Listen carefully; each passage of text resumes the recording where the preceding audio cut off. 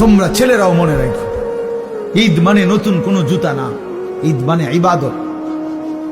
ঈদ তার জন্য খোদার কসম নবীজি বলছে ফারাহাতুন ইনদা ফিত্রিহি, ঈদুল ফিতরের আনন্দ তো রোজাদারের বেটা, হারাম করে আবার ঈদের আনন্দ কি?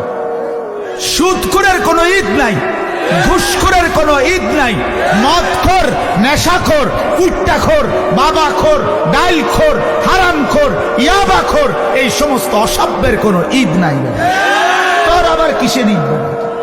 হ্যাঁ, বেহায়া নারী, বেপর্দা নারী রাস্তার পুরুষকে হাইটা হাইটা নিজের শরীর দেখাইছে, নাটক, সিনেমা, নর্তকীর নাচ গান দেখছে টেলিভিশনে, এমন অসভ্য নারীর কোনো ঈদ নাই।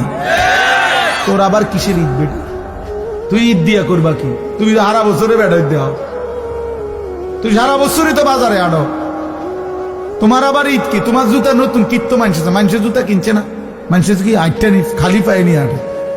মানুষের আর কাম নাই, সারা সবাই তোমার জুতার দিকে চাই থাকবো। ব্যাক কর, জুতা কিনছে বলি 3 দিন লাগাইয়া জুতা কিনছে, 3 মার্কেট ঘুরিয়া মাথার ঘাম পায়ে ফালাইয়া এক জোড়া জুতা চয়েস করছে। আহ বেউকুফ, আহা রমজান, আহারি রহমত মাগফিরাত না যা।